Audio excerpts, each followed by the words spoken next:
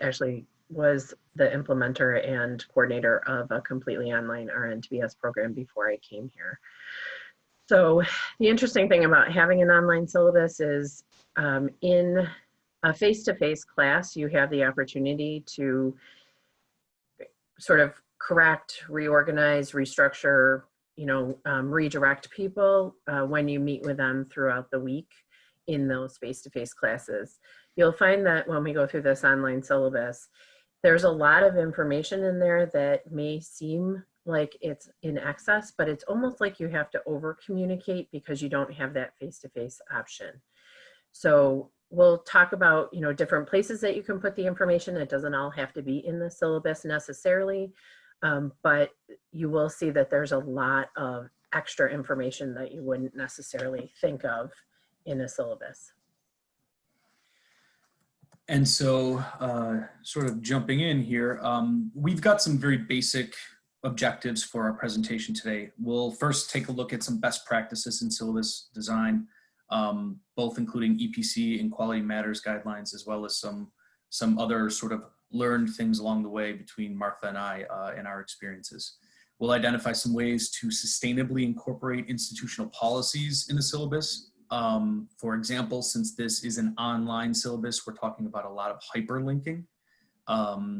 It's much better than just typing in the URL of a website. It'll take students exactly where they need to be. And of course, we will share the syllabus template that we've developed as well for your own use and your own modifications. Very first part, we want to just give a little bit of background, some of the EPC requirements for a syllabus, and then I'll dive into a little bit of the QM requirements. So at this point, I'll turn it back over to Martha to talk a little bit about the EPC requirements.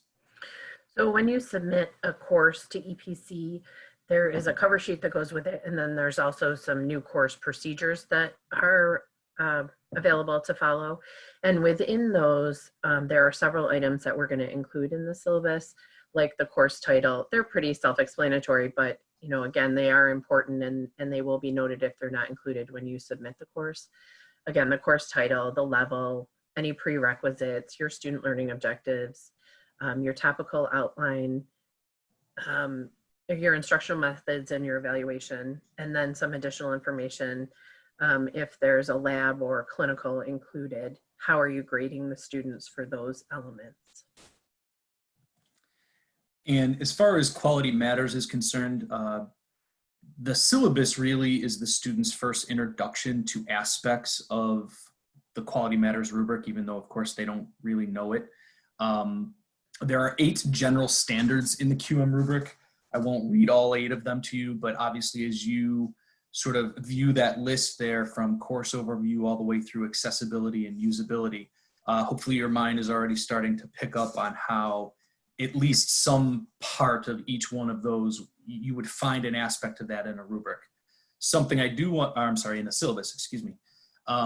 Something I do want to mention, and you'll see this as we demonstrate the syllabus template, is that things that could or should be in a syllabus obviously don't necessarily have to for QM, as long as they are in the course itself, as long as they are easily and readily available in the Blackboard course.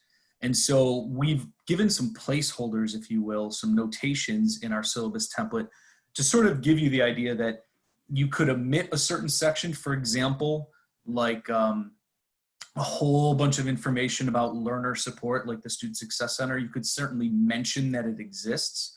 But because our master course template, for example, really outlines these things, you could simply mention where students can find more information about learner support in the Blackboard course itself.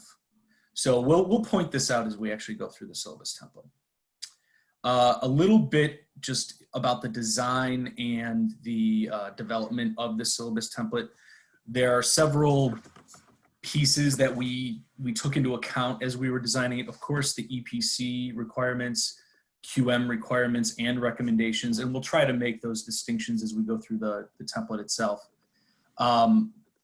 But we also developed this keeping universal design and accessibility principles in mind, the idea of sustainability in mind. And And then of course, we didn't build it from scratch. We took pieces from the nursing department syllabus. The education department was kind enough to recently share their syllabus with me, so there were some good things I was able to use from there. And then there are several syllabi from a QM program certified course or series of courses that the entire program is QM certified, so we're able to emulate aspects of their syllabus as well. So without further ado, we will actually jump into the syllabus itself. And at this point, I'm going to make this a little larger and turn it over to Martha. So as I mentioned, you do need to share a little bit more information with your students than you would maybe in a face-to-face class. So for example, you know, we're starting with course-specific policies and how they can access you and how you will communicate with them and they should communicate with you is important. Where are you located? What's your preferred communication? Like I prefer email because I can answer it anywhere, where other people might give out their phone number and prefer to be texted. So, you know, letting the students know the preferred way to contact you. If you have a Zoom meeting link and you've set up a Zoom meeting with them and they've lost the link, lost the email, can't find it, they know that they can go to the syllabus and find your link and be able to access that meeting. When are you available? What can they expect from you in terms of response time? And if you don't respond in the time that you say that you will, what should they do? So like for me, I always say that I'll respond to email within 24 hours. And if they don't hear from me in 24 hours, I give them an alternate way to communicate with me. I also communicate with them upfront in different places, sometimes in the syllabus and sometimes in my courses, what to expect in terms of grading. And honestly, some of this will prevent questions. So if I tell them that for a discussion post, they'll have a grade within 48 hours, and for an assignment, they'll have a grade within 7 days, they're not contacting me for their grade. They're not going in multiple times looking for their grade. They have an expectation and know, and I then have to follow that. But if I'm not going to follow that, I should communicate that. But it's important to give them as much information as possible right up front. The next thing is a course description, which is pretty self-explanatory. We have to have that for our course. We have to have that for the catalog. Any prerequisites or cross listings, same thing. The number of credits, and also the fact that based on those credits, there's a certain amount of work that they're going to have to do. So for a 3-credit class, there's 3 hours of classwork, but then there is an additional 3 hours of out of class work. So they can expect to spend about 6 hours of time on this one class per week, so that they have an idea of how to organize their time, or at least you're giving them information to help them try to organize themselves. Because with an online class specifically, it's sometimes difficult for people to be able to organize themselves. So at least giving them some expectations. And I'm going to turn it back to Eric. Piggybacking off of that with the credit hour statement, we've obviously included some possible wording when you get access to this template. Of course, this is, you know, make it your own. It's there really just to help you and sort of act as an idea of what you could do in this section. Same thing with this next section about class meeting time, plan, course attendance policy, whatever you possibly may call this. Most, I will not say all, but in my experience, most online courses are asynchronously run, maybe with some aspects of synchronous teaching. Doesn't mean any one way is necessarily better than the other. Part of it's your teaching style. But these two statements here sort of work hand in hand together. The expectation because of the credit hour, and then of course, you know, what are the expectations, as Martha mentioned, for deadlines, for submissions of projects and things of that nature. Students, especially if we're talking coming, you know, into their first year, for example, they probably have, except for recent events, they probably have very little experience with asynchronous learning and, you know, self organization and self-management. So having a statement along the lines of here's how you need to be able to operate in this course and what falls on you really can go a long way. And again, remember, these are some of the first introductions that students get to various aspects of whether it be EPC requirements or the QM rubric. We've also added a bullet point here about how students, even though they probably got this syllabus from the Blackboard course, perhaps you're emailing it out, but here's just a very brief reminder on how they can access their Blackboard course through their My Daemen and their login credentials. It really briefly goes into what about prolonged absences and holidays, and we have some statements here that fall in line with, Daemen College policies. Something I'll point out very briefly before I get to syllabus changes, only because I don't want to forget about it. You'll notice that everything has basically a navigation off to the side here. We've used heading styles, which is part of accessibility. So once you do get access to this template, you really would just need to change this wording to fit whatever it is how you want to say it. Otherwise, this makes it easily navigable for students to jump to portions. I'll jump very far ahead for a moment, of not only the syllabus, but really anybody. And for those that have visual impairments, a screen reader will pick that up and say heading, syllabus changes, for example, where if we do not use things like heading styles, whatever, heading series you're going to use, it'll just read the syllabus as one gigantic paragraph. A screen reader will put pauses in where they need to. So, and we've also used accessible font, which a very brief introduction there. Calibri, for example, is a capital I and a lowercase l almost look exactly the same using Calibri font. So Georgia, Verdana, and Times New Roman are some of the more accessible, where letters don't typically get mixed up. So that's what I wanted to make sure I mentioned about the accessibility that's already built into this syllabus as well. Eric, syllabus changes, yes. Super quick question about that. I noticed you're in a Google Doc. Is everything you say true for a Word doc? Yes, it is. You'll Okay, you'll find the tools in different locations in a Word document, but heading styles, things like that do exist in a Word document. And our office can help you with that if you're not sure where to find them.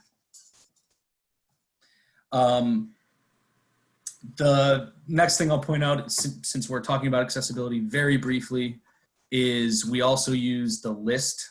Let me expand this for a moment. Using the list instead of just typing the number 1 and then whatever we have to add. This is part of accessibility. Or if you're going to use bulleted lists, again, a screen reader would give the heads up to somebody with a visual impairment about this. I'll point out some other things as we go along, but we do want to jump back into some of these items that are in this syllabus template. So syllabus changes and updates to course policies. Again, this doesn't need to be a massive statement, but something just giving students a heads up that if there are changes, here's how those changes will be communicated. And I know Martha has an example of this she'd like to talk about. Well, honestly, when we were talking about this, I said we would never change the syllabus because the syllabus is a contract with our students.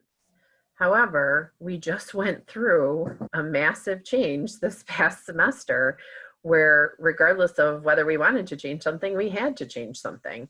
And so having a statement like this so students would know, I know one of the things that we've talked about for the fall is having 2 syllabi. So if you do have a face-to-face class and we do have to go back on line for some reason, the students are already aware of it, but having some sort of statement so the students know how you're going to communicate changes.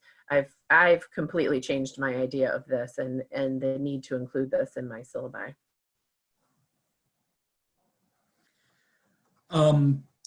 The aspects, for course objectives, required resources, those are pretty self-explanatory. So here are your placeholders for that. And we've just given some brief hints about including ISBN numbers when possible.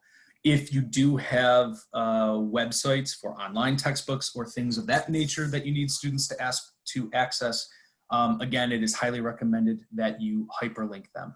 Something to keep in mind, you'll notice down here, course schedule is hyperlinked.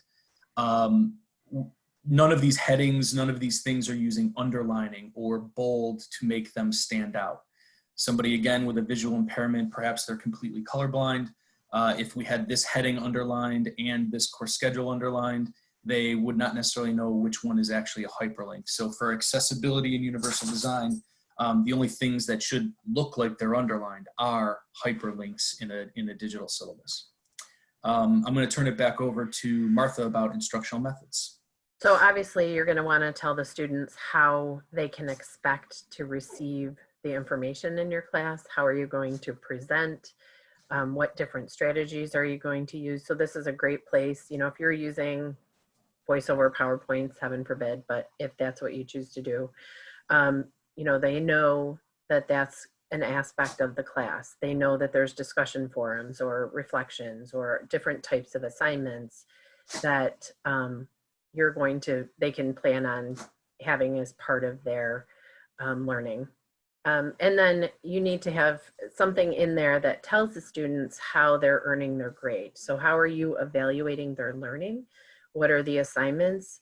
How are they graded? And how does that fit into the overall grade for the course? And what you'll also notice in both these sections, like instructional methods and evaluation of student learning, in our possible wording is we've given the students where they can find these things in the course. So for example, with instructional methods, and we're talking about introductions to modules, we're letting the students know they can see the course module or weekly course materials folder, whatever you might call it, and the preparation materials in each module. We're giving them the navigation they'll need to find the online aspects of the course. Same thing with the grade book, where they would be able to find that feedback.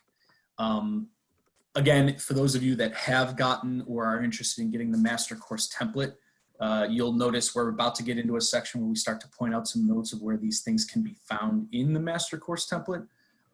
So at least directing students where to find extra information that might not be found in the syllabus is highly recommended.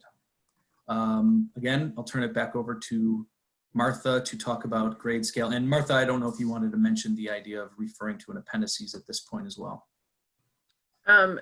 We will talk about adding appendices at the end so that there's more specific information for the students about each one of the assignments that they may have to do. Like, for example, we have an appendix for our discussion questions, so the students know what's expected in a discussion, as well as the rubric for how they're going to be graded.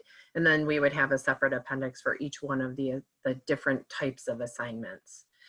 The grading scale, you may have a department grading scale, you know, there's the college grading scale, but the students should be aware of what their grade means, basically, and that's what the grading scale is for.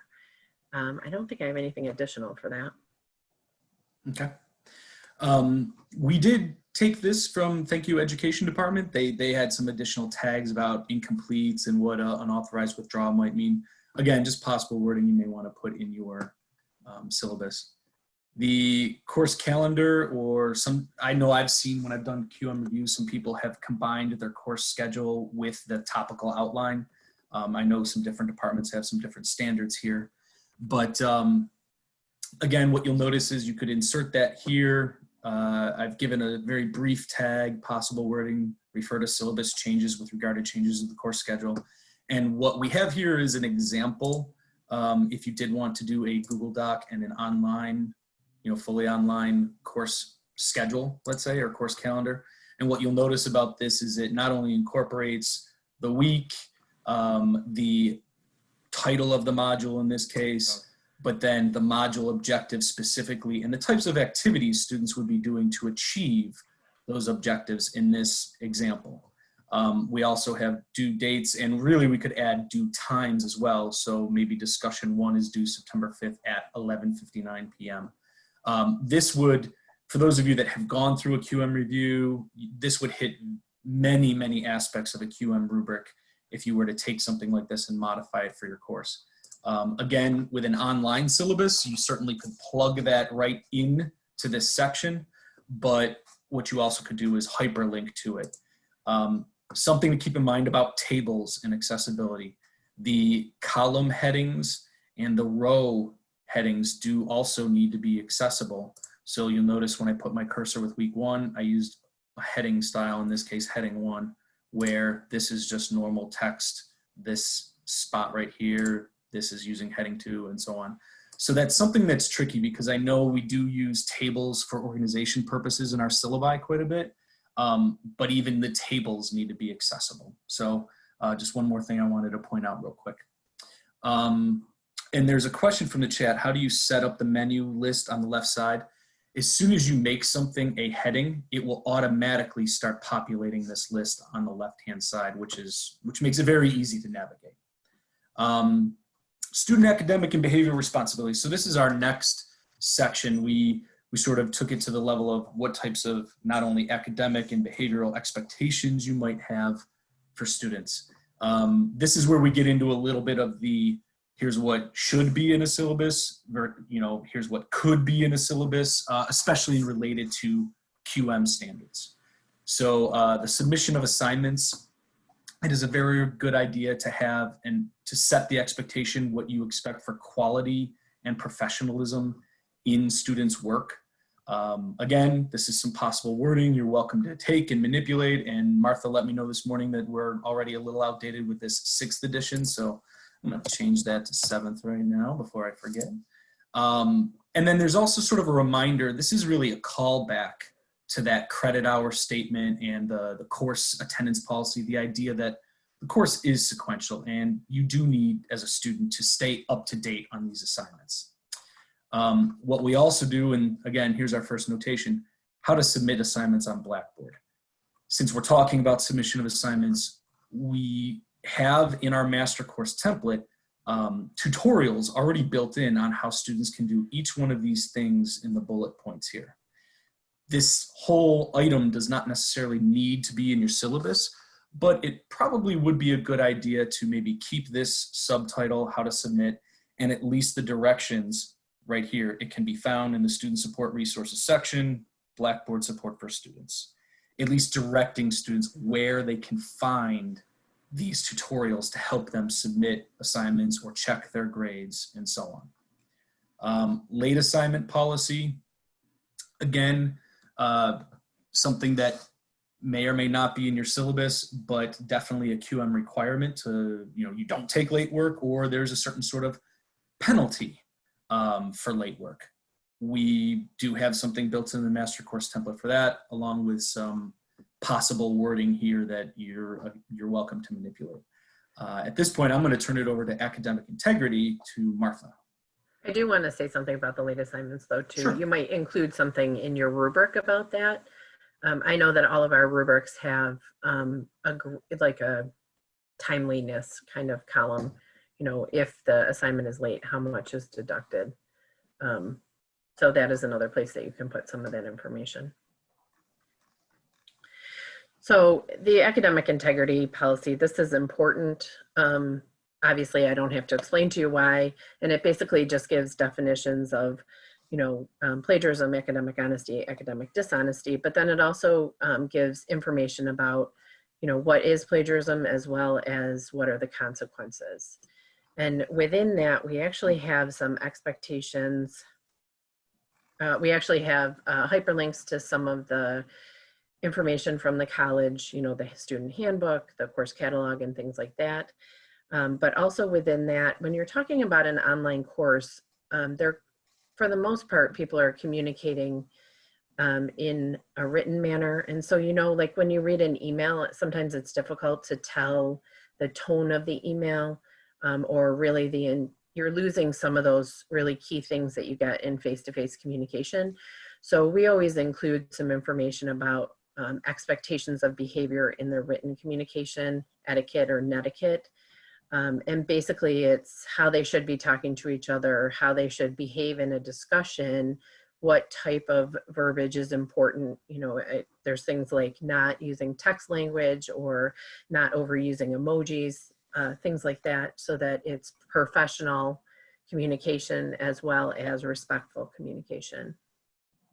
And then after that gets into the consequences of some of the things that we talked about within that section. And again, more hyperlinks here. So we're not providing URLs directly by typing them in. We're letting the students know they can see the Daemen College Student Handbook, click on this, and it will take them right to the website. Something that you'll see a little bit later on as well is, I'll point it out later about hyperlinks and how this actually makes it a little bit more sustainable. If you do have a participation requirement as part of your course, especially really the general rule of thumb from QM is if you are using it as part of student evaluation, you need a policy about it. So if participation is somehow worked into the grade outside of a rubric for a discussion post, let's say, or attendance is worked into the grade, there should be an explanation about what are the expectations surrounding participation. Define it for the students. What does that mean to participate in your course? Something, again, you'll see it says found in the appendices. What I really like about something like Google Docs, this is, for those of you that are comfortable with Word documents, certainly, you can continue to use those. With Google Docs, this is actually a hyperlink to a bookmark later on in the document to the specific appendices. So this will help jump students right to that section. And then also, if there are updates to your syllabus, you don't need to change them into a Word document and then re-upload. It's just it's real-time updates in a Google Doc. So something to consider. But social loafing, I know, is something, again, that the nursing department has spoken about. So when you have students that have assignments that involve groups, group work is always tricky because you have people who work at different paces or in different ways. Oftentimes you could have someone who takes over the whole group, or you could have someone who doesn't participate at all. And so we upfront tell them that social loafing is not acceptable, what it is, what we expect, and then ultimately that we may grade them differently if they choose not to participate fully. So they know the expectations up front of how they should behave in a group. And since we are talking about an online course, I would highly recommend at a minimum having at least this minimum skills, habits, and disciplines of online learners in your syllabus. Again, this is hyperlinked to Daemen's computer requirements page. We've outlined really from that page, exactly from that page, what are some of the very basic skills you would need to be successful in an online course, like selecting, copying, and pasting text, browsing for files to attach and upload, and so on. There's a hyperlink to a browser check, which is provided by Blackboard, so they'll know whether their browser will be able to handle what they need to handle, saving and retrieving files in the various formats, and so on. Again, I would say this is a highly recommended, really should be in your syllabus. And then as we scroll a little bit further beyond the minimum skills and habits, we start to actually get into the required and recommended hardware and software. If you're not going to put this very technical and sort of verbose language directly in your syllabus, again, at least direct students on where they can find it in your course. Remember, if it doesn't exist in the syllabus, it does need to exist in the course. That's the QM standard. It has to be readily found. So I'll point this out toward the end if we have time, where a lot of these items are in our master course template, but we do have a section where everything is already, we've taken the burden off of faculty. We put this together, hyperlinked, these various aspects, so you wouldn't have to necessarily put them in your syllabus, just the directions on where to find things. Respondus Lockdown Browser obviously is something that's relatively new for the students, relatively new for faculty. So what's great about Respondus is that it has provided sample text for instructors to put into their syllabi, or at least somewhere in the course. And so we've taken that and we've also just incorporated that idea here in the syllabus as well. Same concept, point out students where to find it if it's not going to be directly in your syllabus. Probably the most important part about this section with Respondus and really any sort of technology help is where can students get help? Whether it be Smart Squad, opening a help desk ticket, Respondus specifically does have its own knowledge base. Students could potentially find answers to their own issues on their own, and they can even submit a ticket to Respondus itself. So this is in the master course template, but if you did want to keep something like this in your syllabus, obviously you could simply just leave this in your template once you get access to this. Department program policies, I'll turn this back over to Martha. Just obviously we don't have a ton here, but she'll be able to elaborate. Well, and you may or may not want to include this. You may or may not have specific department or program policies, but they're good to include in the syllabus. You know, if there's specialty items related to your specialty, state standards, you might have a conceptual framework for your department. It's all good for the students to have an idea of what the expectations are for the department itself. You know, we have a nursing student handbook. We don't necessarily include it in the syllabus, but we definitely include it in the course. I think one of the things that comes up in the next section is about Daemen college policies and support is the course evaluation process. We really want students to fill out the course evaluation at the end of the course. So telling them that it is going to happen at the beginning of the course and within the syllabus is a great idea, as well as letting them know that it is an anonymous and confidential evaluation.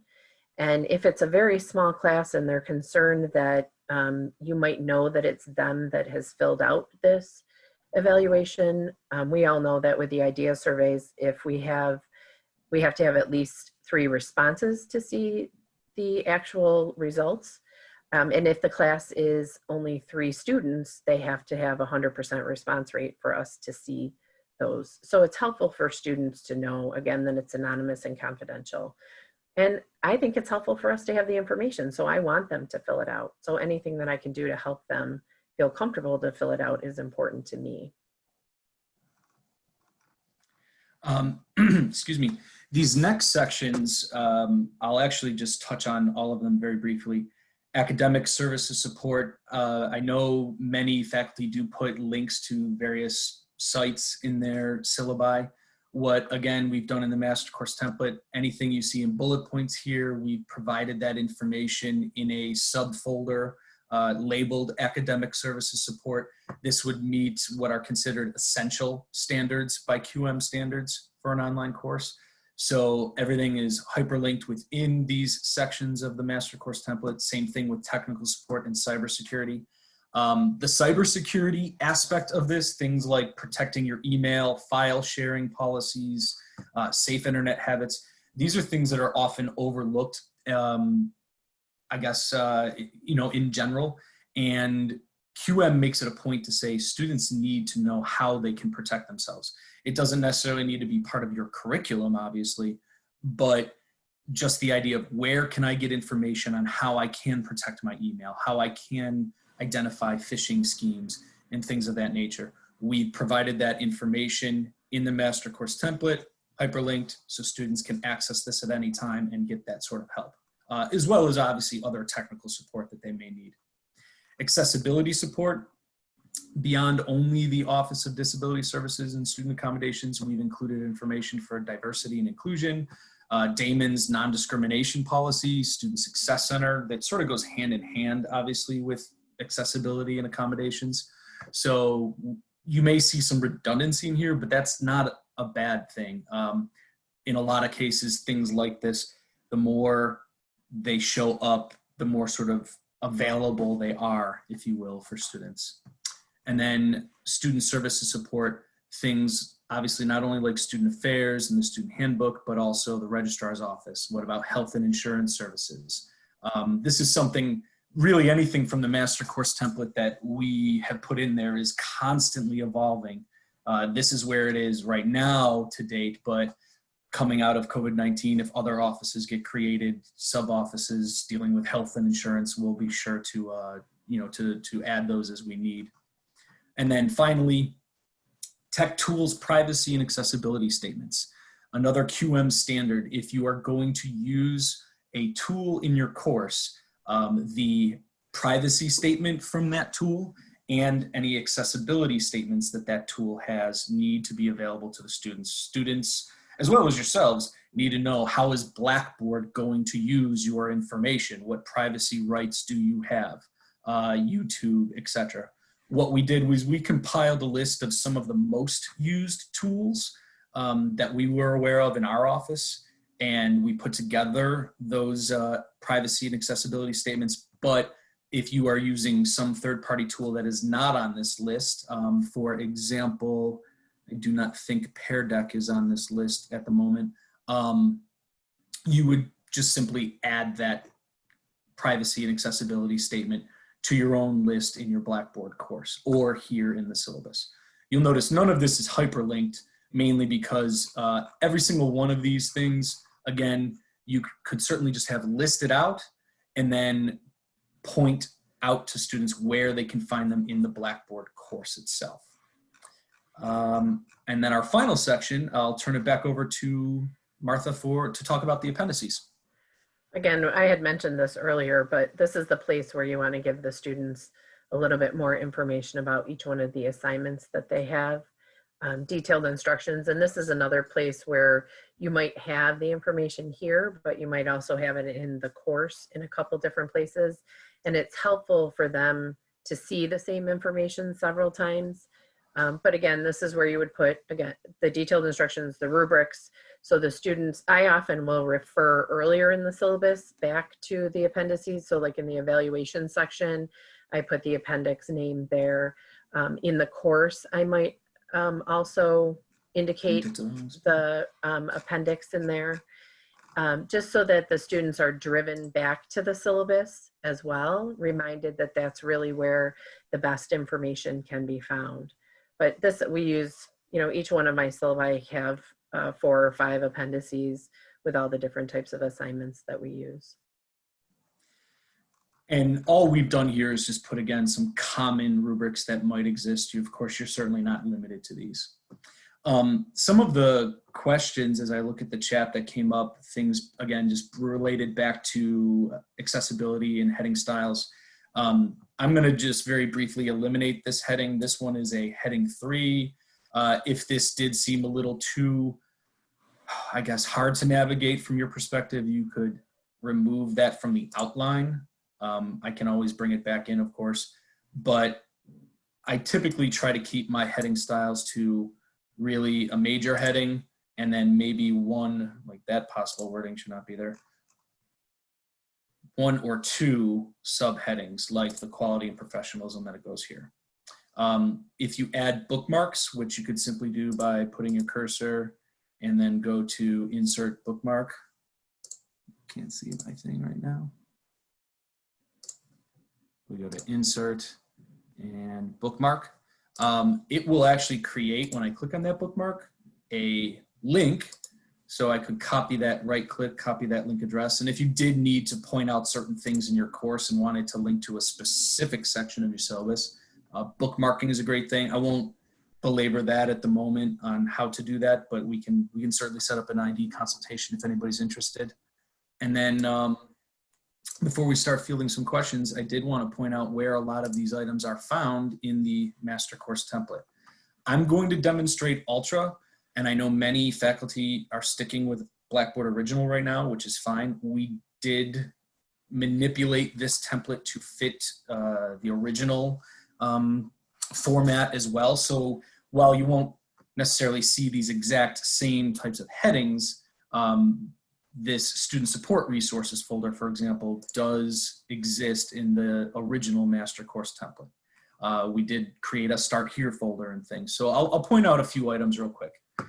In the Ultra template, as well as the original, you do have a student support resources section. And in that section, there is a folder for Blackboard support for students, in which here's a tutorial on checking their grades. And you'll notice this tutorial has been left generic enough to let students know there's a video specifically related to Ultra they can watch on how they check their grades. And then also we've got some hyperlinks to various parts of the Daemen College, which obviously could help them a little bit further. Each one of these tutorials would have a similar layout.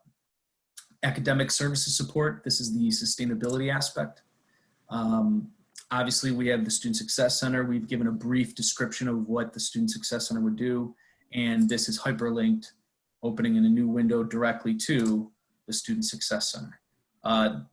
What you'll notice as you go through some of these items, we've done our best to avoid listing names, listing phone numbers, listing specific office spaces, anything along those lines, because people get promotions, people change offices, phone numbers change, things of that nature. So instead, what we're really doing is we're giving a brief description of what the Learning Center would do, and then a hyperlink to the website, since websites rarely change. And usually the updates of names and phone numbers take place on the website itself. So that is just a little rundown of these various things we pointed out in the syllabus, and you could certainly direct your students to this area. The Start Here folder is an area where you could certainly take some aspects from the syllabus and lay out your netiquette policy, for example, under course communication expectations. You could lay out your faculty contact information and so on. We provided, again, really just placeholders for you to be able to say, all right, I don't need that in my syllabus. I'll tell students where to find it, but it obviously does exist in my course. Same thing in this section about syllabus, course overview, goals. You can rename these as you see fit, but what we've done, I'll skip around a little bit. Here's a spot where obviously the syllabus could go, the course overview and course goals. You could separate those out. And of course, even grading policy. In this course grading policy, your grading scale, how you're gonna grade. And we took some of the items from the syllabus template and really brought it in here so you could, again, just point out to students where can they find the late assignment policy or the policy on social loafing and so on. This is also a great spot if you do not want an appendices in your syllabus to attach the rubric for discussions or reflections or whatever type of assignments you are going to require of your students. They're readily available then in a course grading policies section of your syllabus folder. Respondus is such a, again, a new technology in a big thing right now that we recently added this to the master course template. Here is a tutorial students can go through to learn about not only how to download and install Respondus on their own devices, but some additional information, which again, we demonstrated in the syllabus, a video, some frequently asked questions that students have come up with, as well as, you know, really just now the textual presentation of that download instructions and things of that nature. So really trying to take as much off of faculty's plate as possible. That's probably about, oh, last thing I'll point out, the course evaluation information. Again, just a placeholder here, and the very first thing listed here comes from that policy that we demonstrated in the syllabus about campus labs. If you're not going to have it in your syllabus, directing them to this folder so they can read up on it. One of the questions I see in the chat, let's see. Could you remind me of where to find these statements of policy? Hopefully that just helped. Is this automatically populated into all courses? The template itself is not automatically populated into all courses. Peter gave a presentation yesterday, and we have another one coming up on Thursday about Blackboard course requests.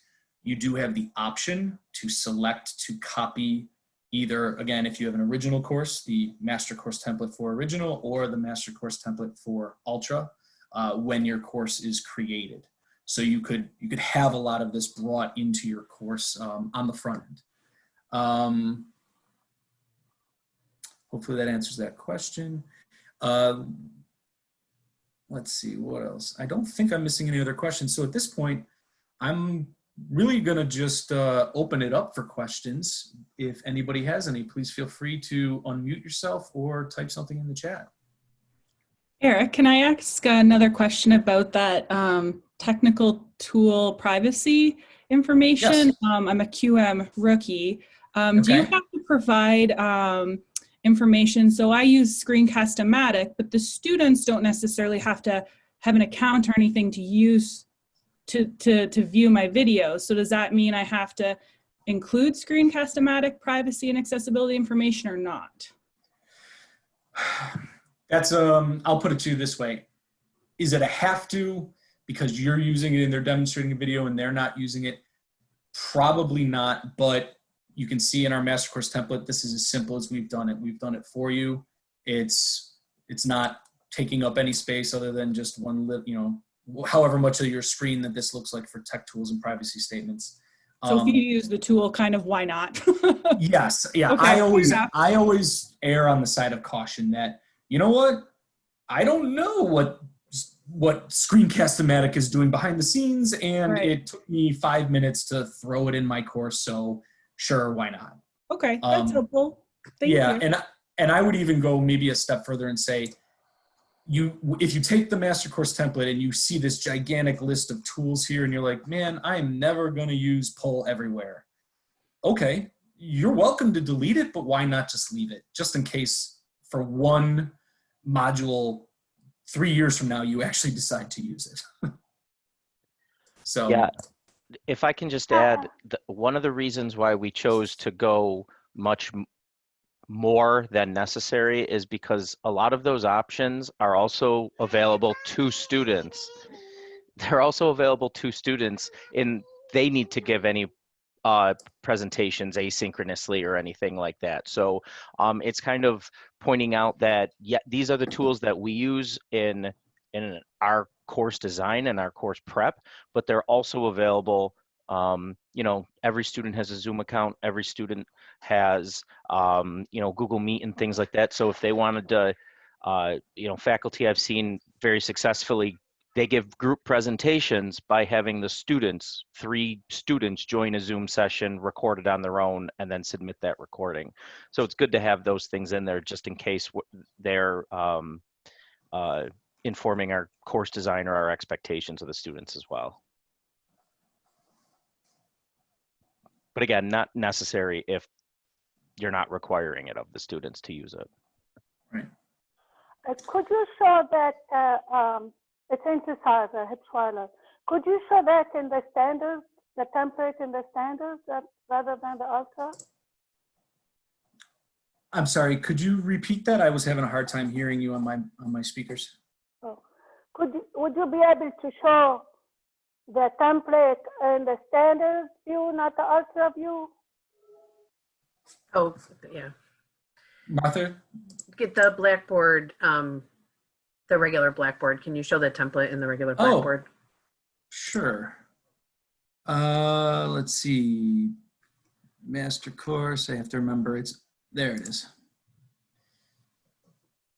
So what you'll notice is, for example, the Start Here folder, a lot of your navigation's on the left, but we've given, you know, some of the really the exact same stuff that we provided. And in this section here for student support resources, excuse me, you've got the same setup for academic services support, tech tools, privacy statements, etc. So if you were to take this, this template for the original, a lot of your navigation, all of your navigation really is off to the left-hand side. Slightly reordered compared to Ultra, but would still have the exact same elements. And I know Peter did a lot of work on this if he wants to jump in at all. Really what I did was I did my best to try to mirror it of the Ultra template, but at the same time, trying to reduce the amount of clicks while also simultaneously trying to reduce the amount of scrolling. I think that's the big challenge really with both course views, is to find the balance between minimizing the amount of clicks, but also not having, you know, 67 items on one screen so that they're scrolling for days to find what they're looking for. So like I said, but it's built, as Eric mentioned about Ultra, it's built, we anticipate that it's probably more than you will need or you will use, in the understanding that it's easier to delete things than it is to create more from scratch.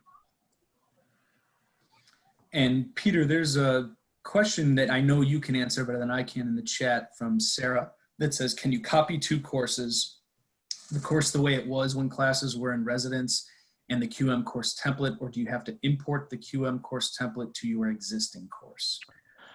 From the Blackboard course request form, you can only copy 1 course. But if you wanted to copy your existing content and then import the QM template to kind of integrate them, to weave them together, you can do that. Both the copy and the import feature are purely additive. And by that, I mean it adds the content to the course. It doesn't replace any of the existing content. And question, if I want to check out VoiceThread, Screencast-O-Matic, and Socrative, what's the best way to do this? I'll touch on two of those, Socrative and Screencast-O-Matic. Really, I would say Screencast-O-Matic, first of all, Daemen does provide Screencast-O-Matic /Daemen. There's hyphenations in the Screencast-O-Matic. Thank you. I always forget that.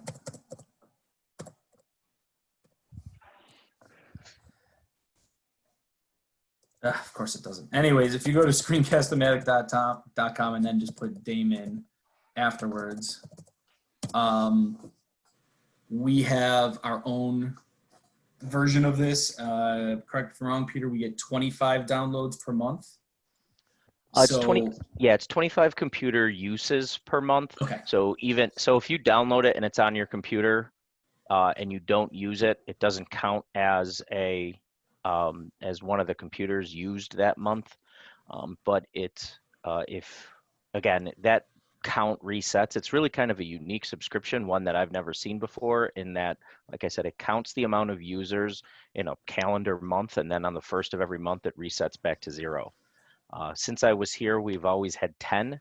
Since flipping the switch to remote learning, we upped that to 25, and it's met our capacity. We've never exceeded it. If for any reason we did exceed it, we would explore expanding it again. So don't worry about taking a seat if you want to use it. One of those 25, if you want to use it, we encourage you to use it. And if we hit that 25 or more, excellent. We'll evaluate it, we'll upgrade it, and that just means that more people are utilizing the tools that we have available. And Peter, items, does the free version, I think I have the free version because it's only 15 minutes. That doesn't count in the numbers, right? That's correct. Yeah, and the 15-minute cap is fine because you just cover a topic, take a break, cover another topic. It's fine. I use the free one too. From the I'm curious, does the free one offer the speech to text auto captioning? I'm not sure. I was doing the auto captioning. It was automatically going to my YouTube, and YouTube was doing it. Okay, so if you're using YouTube, I'd trust the YouTube auto caption. It's a little bit higher quality than the built-in Screencast-O-Matic speech to text auto caption. And I've been using the speech to text in Screencast-O-Matic lately, and it's been great. I do have to make some, I do have to review the transcription, but for the most part, it captures everything pretty well. What do people tend to use Screencast-O-Matic for? A lot of it is for their, I would call them video e-lessons. You're recording your lecture, your PowerPoint, things of that nature. So that's typically, I would say, where this might be used most often. Other third-party tools like Socrative, or I'm a big fan of a Google add-on, a Google Slide add-on called Pear Deck, which I won't demonstrate today since we're running out of time, but most of these things are free, and it really is just a matter of sort of playing with them to get to use them. Do these closed caption services detect other languages? If you are I played with Screencast-O-Matic, and what I'll say is this, I'll pull that up very briefly. We are running out of time before our next session. We go to an old folder real quick. When I go to captions in Screencast-O-Matic, and I can change the language to something else. Now, I spoke in English, so it will not translate it to Spanish, let's say. But if I'm speaking in Spanish in the video and I use Spanish for speech to text, then yes, it would pick up that other language. It will not translate languages though. Hopefully that answers your question. We are out of time, and we do have another session that's about to start. So just to bring us home real quick, I want to point out just a few things in our presentation, and all of this will be shared with everybody, within 1 week, along with the recording, if you do want to reference it. We do have references resources built into our presentation at the end that you're welcome to take a look at. And of course, Peter and I are always available for appointments from our names here. These hyperlink directly to our appointment calendars, or you can always email id@daemen.edu. We do have a new hire in the office, Angela Stockman, who is still in the onboarding process, but she'll obviously be added to our schedule of appointments here soon. And we do look forward to meeting with everyone. In the meantime, I want to thank Martha so very much for your expertise in this today. And I hope everybody has a terrific day.